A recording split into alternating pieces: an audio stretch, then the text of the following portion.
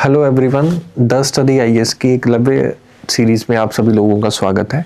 और जैसा कि आप सब लोग जानते हैं कि इसमें हम कुछ ऐसे टॉपिक्स करवाएंगे जिससे आपके प्रीलिम्स में आपको हेल्प मिलेगी और 5 से 15 मार्क्स के आसपास जो है वो आप क्वेश्चन में ले सकते हैं।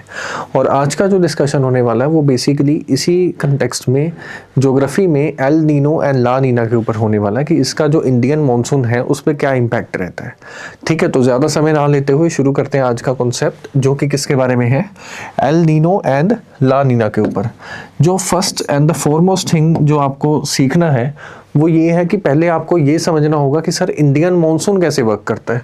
ठीक है, तो मैं आपको कुछ बेसिक चीज़ें करवाता हूँ, तो आप उन चीज़ों को समझिए ध्यान से। ये मैंने क्या बना दिया, ये मैंने इंडिया का मैप बना दिया। अब इंडिया के मैप में जिस चीज़ का आपको ध्यान रखना है वो ये है कि ये किस समय की बात की जा रही है। ये समर सीजन की बात की जा रही है। ठीक है, समर सीजन के आसपास होता क्या है कि यहाँ पे जो है वो अफ्रीका है और यहाँ पे क्या है, मैडागास्कर है। और ITCZ नाम की एक लाइन होती है, ITCZ नाम की एक लाइन होती है जो कॉन्टिन्यूसली क्या होती है, ऊपर नीचे जाती रहती है। समर सीजन में क्या होता है, ITCZ ऊपर शिफ्ट हो जाता है, ITCZ ऊपर शिफ्ट हो जाएगा। ITCZ basically means inter tropical conversion zone. और इसके चलते क्या होगा, जहाँ पे ये लाइन आती है वहाँ पे सन की रेज जो है वो डायरेक्टली फॉल करती है। अगर वो रेज डायरेक्टली फॉल करेंगी तो वहाँ पे क्या हो जाएगा, हाई टेम्परेचर। और अगर हाई टेम्परेचर होगा, हाई टेम्परेचर के चलते क्या होता है, अगर मान लो कोई एयर है उसको मैंने हाई टेम्परेचर दिया, वो एयर क्या हो जाती है, एक्सपैंड हो जाती है। जैसे ही वो एयर एक्सपैंड होगी वो हल्की हो जाएगी और जैसे ही हल्की होगी ऊपर जाना शुरू कर देती है और यहाँ पे क्या बन जाएगा, लो प्रेशर डेवलप हो जाता है। यहाँ तक कोई इशू। अब high temperature is equals to low pressure, ये मैंने आपको मैकेनिज्म भी बता दिया कैसे वर्क करता है। और इसके कंपैरिजन में यहाँ पे क्या होगा, यहाँ पे होगा लो टेम्परेचर। और अगर यहाँ पे लो टेम्परेचर है तो यहाँ पे प्रेशर क्या होगा, हाई प्रेशर। और बीच में कौन सी लाइन है, इक्वेटर। कौन सी लाइन है, इक्वेटर नाम की लाइन है। अब देखो होगा क्या, air always move from high pressure to low pressure. Air always high pressure से लो प्रेशर की तरफ जाती है और जैसे ही इक्वेटर क्रॉस होगा इस एयर के द्वारा, फेरेल्स लॉ के मुताबिक ये जो है ये एयर इस डायरेक्शन में क्या हो जाएगी, डाइवर्ज हो जाएगी। तो बेसिकली ये मॉनसून जो है वो रहता है। अब इसमें 2-3 चीजें हैं जो आपने ध्यान देनी है एल नीनो को समझने से पहले। पहली चीज जो आपने ध्यान देनी है वो ये है कि सर हाई प्रेशर और लो प्रेशर का डेवलप होना जो है वो बहुत ज़रूरी है। किस चीज़ के लिए, मॉनसून आने के लिए। रास्ते में मान लो ऐसे हवा आ रही है और यहाँ से क्या होती है, इवेपोरेशन और क्लाउड फॉर्मेशन होकर पूरे इंडिया में बारिशें होती है।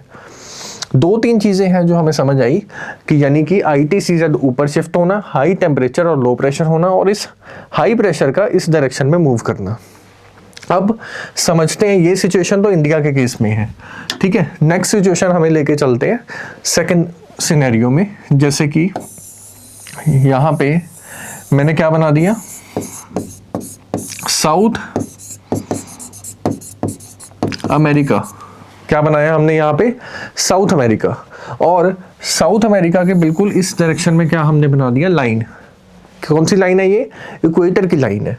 और इस एरिया में क्या है,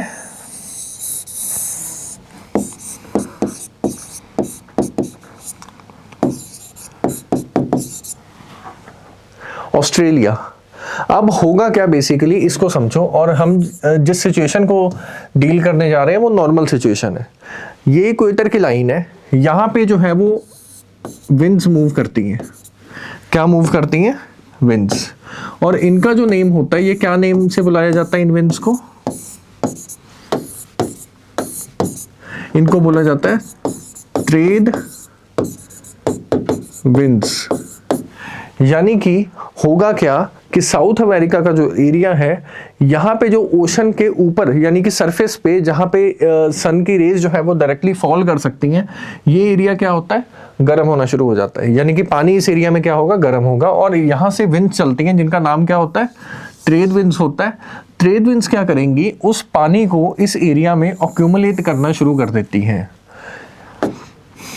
किस एरिया में, इस एरिया में। यानी कि ट्रेड विंड्स की हेल्प से ये जो पानी है ये उस डायरेक्शन में जाके इंडोनेशिया और ऑस्ट्रेलिया के आसपास अक्यूमुलेट होना शुरू हो जाएगा। अगर ये पानी इस एरिया में अक्यूमुलेट होगा, यहाँ पे टेम्परेचर क्या बन जाएगा, हाई टेम्परेचर क्या बन गया, हाई टेम्परेचर। और अगर यहाँ पे हाई टेम्परेचर है, यहाँ पे प्रेशर क्या होगा, लो प्रेशर। अगर हाई टेम्परेचर है और लो प्रेशर है तो इसकी वजह से एयर जो है वो ऊपर जाएगी और एक पूरा सर्कल जो है वो फिल होगा। जैसे ये देखो, अपर एयर सर्कुलेशन को मैं आप लोगों को दिखा रहा हूँ। ये जो सर्कुलेशन मैंने बनाई थी ग्राउंड लेवल पे चल रही है। जैसे मान लो एयर ऊपर जाएगी और एयर ऊपर जाते ही कौन सा स्फीयर आ जाएगा, कमेंट बॉक्स में आप बता सकते हैं। और यहाँ से जो है वो एयर की क्या होती है, डाइवर्जेंस हो जाती है।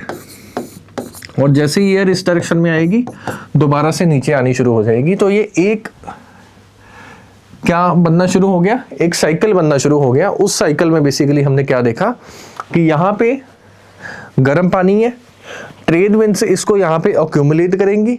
अक्यूमुलेट की वजह से क्या होगा, हाई टेम्परेचर। अगर हाई टेम्परेचर है तो यहाँ पे प्रेशर क्या होगा, low pressure. High temperature air को ऊपर लेके जाएगा, ऊपर से एयर जो है वो डाइवर्ज होगी, ठीक है, डाइवर्ज होके दोबारा नीचे आएगी और ये सर्कल घूमता रहेगा। ये जो सिचुएशन है ये आइडियल सिचुएशन है, ठीक है।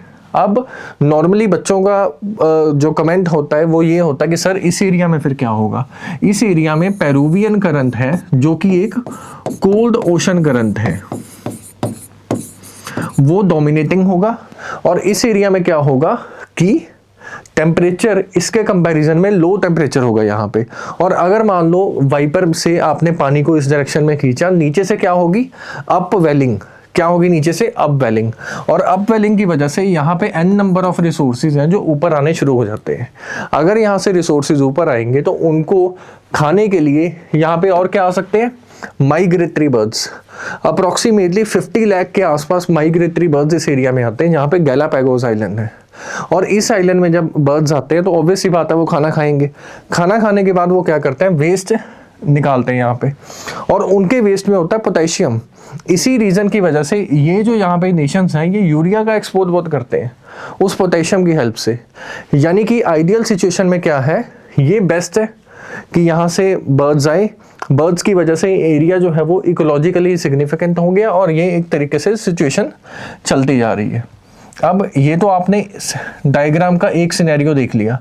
अब दूसरे सिनेरियो की बात करते हैं, ठीक है। दूसरे सिनेरियो में जिस चीज़ का आप लोगों ने ध्यान देना है वो ये है कि सर ये जो ऊपर जा रहा था ये कहाँ पे जाएगा। ये देखो यहाँ पे क्या है, यहाँ पे है अफ्रीका और यहाँ पे मेडागास्कर है। अब ये जो मान लो डाइवर्जेंस हुई है ऊपर की तरफ, ये कॉन्टिन्यूसली कहाँ पे नीचे आएगी, मेडागास्कर के आसपास। यानी कि अफ्रीका का जो ईस्ट वाला सेक्शन है उस डायरेक्शन में नीचे आना शुरू हो जाता है। और यहाँ पे क्या डेवलप होता है, हाई प्रेशर।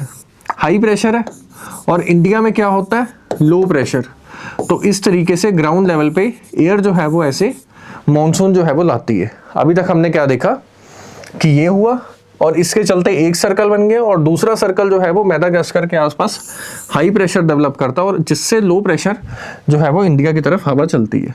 जैसा कि आप लोग जानते ही हैं कि इससे पहले हम लोगों ने एक डायग्राम जो है वो डिस्कस की थी, उसमें भी मैंने आपको मानसून जो है वो समझाया था। और उस मानसून में भी मैंने ये बार बार आपको बोला था यहाँ पे हाई प्रेशर चाहिए और यहाँ पे लो प्रेशर चाहिए। ऑस्ट्रेलिया से जो कन्वर्जेंस डाइवर्जेंस होकर यहाँ पे जो सेल आया था उसमें भी क्या हो रहा था कि यहाँ पे हाई प्रेशर डेवलप हो रहा था। यहाँ तक आइडियल सिचुएशन है। इसमें अगर आपको कुछ नहीं समझ आया तो आप कमेंट सेक्शन में लिख सकते हैं। अब मैं आपको जो बताने जा रहा हूँ वो ये होगा कि सर एल नीनो के केस में जो है वो क्या होगा, ठीक है। एल नीनो के केस में बेसिकली क्या होगा, ये मान लो क्या है, ऑस्ट्रेलिया, क्या है, ऑस्ट्रेलिया। और यहाँ पे क्या था, साउथ अमेरिका। और यहाँ पे क्या था, यहाँ पे एक लाइन थी और इस लाइन के ऊपर विंड्स चल रही हैं और उन विंड्स का नाम क्या था, कौन सी विंड्स हैं वो, ट्रेड विंड्स। सिस्टमेटिकली या पता नहीं क्या रीज़न है जिसके बारे में जो है वो इतनी इन्फॉर्मेशन नहीं है किसी को भी, वो ये है कि यहाँ पे जो ट्रेड विंड्स चलती हैं इनकी जो स्पीड है ये कम हो जाती है। क्या बोला मैंने, यहाँ पे जो ट्रेड विंड्स चलती हैं इनकी स्पीड कम हो जाएगी। अगर मान लो कम होगी तो जैसे हमने लास्ट उसमें डिस्कस किया था, तो यहाँ से पानी इस डायरेक्शन नहीं जाएगा। अगर मान लो पानी इस डायरेक्शन में नहीं जाएगा तो यहाँ पे पानी की अक्यूमुलेशन भी नहीं होगी। अगर पानी की अक्यूमुलेशन नहीं हुई तो यहाँ पे हाई टेम्परेचर और लो प्रेशर जो है वो नहीं डेवलप हो पाएगा।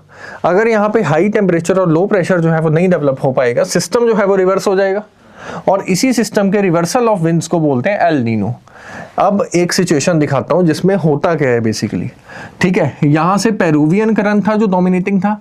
पहली चीज जो होती है वो ये है कि ट्रेड विंड्स जो है वो इतनी स्पीड से मूव नहीं करती, जिसकी वजह से बेसिकली क्या होता है, इस एरिया में हाई टेम्परेचर डेवलप हो जाता है और इस एरिया में लो प्रेशर डेवलप हो जाएगा। इस एरिया में क्या हो जाएगा, लो प्रेशर डेवलप होना शुरू हो जाएगा, और ये आगे चल के अफ्रीकन रीजन यहाँ पे है, अफ्रीका, और यहाँ पे क्या है, मेडागास्कर, और यहाँ पे कौन सा प्रेशर रहता है, हाई प्रेशर, जो कि इंडिया की तरफ जाता है। यही हम लोगों ने डिस्कस किया था अभी तक। यहाँ पे कोई और करंट है जो हॉट करंट है, जो कि डोमिनेटिंग हो जाता है और इस लो प्रेशर को आगे लेके जाने में जो है वो अपना योगदान देता है। अब ये जो लो प्रेशर है ये आगे की डायरेक्शन में गया, यहाँ पे क्या है, हाई प्रेशर। ये हाई प्रेशर से जो एयर है वो एक तो इंडिया की तरफ जानी है क्योंकि वहाँ पे लो प्रेशर है, लेकिन अब यहाँ पे नीचे वाली डायरेक्शन में भी तो लो प्रेशर डेवलप होना शुरू हो गया, जो कि कहाँ से आया, साउथ अमेरिका से यहाँ पे आया। अब ये जो लो प्रेशर है इसकी जो बाइफर्केशन है ये दो पार्ट्स में हो जाएगी, एक लो प्रेशर आगे की तरफ जाएगा और एक जो है वो पीछे की तरफ जाएगा। और इसी रीजन की वजह से क्या होगा, बेसिकली यहाँ पे जो रेनफॉल की अमाउंट है इंडिया में जो होती है वो कम हो जाएगी, और इसी के चलते इंडिया में ड्राउट की सिचुएशन जो है वो हमें देखने को मिलेगी। अब हमने क्या समझा, हमने ये समझा कि सर एल नीनो अगर आएगा तो उसके चलते रिवर्सल ऑफ विंड्स हो जाएगा, और उसके चलते इंडिया के ऊपर क्या इम्पैक्ट होगा, इंडिया में जो बारिशें हैं वो कम होंगी, और बारिशों के कम होने की वजह से क्या होगा, अगर बारिशें कम हुई है तो फूड के जो प्राइजेस हैं, क्योंकि एग्रीकल्चर इकोनॉमी है हमारा, जो एग्रीकल्चर है आज भी उस पे निर्भर करता है, किस पे, रेनफॉल के ऊपर, तो वो भी जाहिर सी बात है इम्पैक्ट होगा। अगर उसको इम्पैक्ट हुआ तो इंडिया में इन्फ्लेशन भी आएगी। तो इस तरीके से चीज़ें हैं जो कनेक्टेड है। ठीक है, तो एल नीनो आपको समझ आ गया, एल नीनो में क्या था। अब नेक्स्ट बात करते हैं ला नीना की। ला नीना के केस में क्या होगा, ये जो मैंने आपको आइडियल सिचुएशन बताई थी इसी को और ज़्यादा फास्ट कर दो। इसको और ज़्यादा फास्ट आप लोग कैसे कर सकते हैं, इसके करने के लिए आप ये कर सकते हैं कि जैसे मान लो ट्रेड विंड्स है, ये बहुत स्पीड से इस डायरेक्शन में जा रही हैं। अगर बहुत स्पीड से इस डायरेक्शन में जाएंगी तो हाई प्रेशर, हाई टेम्परेचर जो डेवलप होगा वो भी बहुत ज़्यादा होगा। अगर हाई टेम्परेचर डेवलप हुआ ज़्यादा होगा तो वो लो प्रेशर भी ज़्यादा होगा। अगर लो प्रेशर ज़्यादा है तो यहाँ पे भी हाई प्रेशर की डेवलपमेंट जो है वो बहुत ज़्यादा होगी, और अगर ज़्यादा हुई है तो बारिशें जो भारत में हो रही हैं उसका जो नंबर है वो एन टाइम इंक्रीज कर जाएगा, और इसी वजह से फ्लड्स की सिचुएशन है जो इंडिया में देखने को मिलेगी। यानी कि अगर मान लो ला नीना लिखा हुआ कहीं पे, इसका मीनिंग ये हुआ कि ये जो आइडियल सिचुएशन है ये और ज़्यादा फास्ट और प्रेवलेंट हो जाती है, और इसकी वजह से रेनफॉल जो है वो एक्सेसिव अमाउंट में होने लगती है, और जिसकी वजह से भी एग्रीकल्चर के ऊपर इम्पैक्ट आएगा। तो इस तरीके से एल नीनो एंड ला नीना जो है वो अपना इम्पैक्ट इंडियन मॉनसून के ऊपर लीव करते हैं। उम्मीद करते हैं ये लेक्चर आपको समझ आया होगा। अगर इसमें कोई भी प्रॉब्लम है तो आप कमेंट सेक्शन में लिख सकते हैं। Thank you. डियर स्टूडेंट्स, हमारे चैनल को लाइक, शेयर, सब्सक्राइब करें और अपनी तैयारी को और बेहतर बनाएं।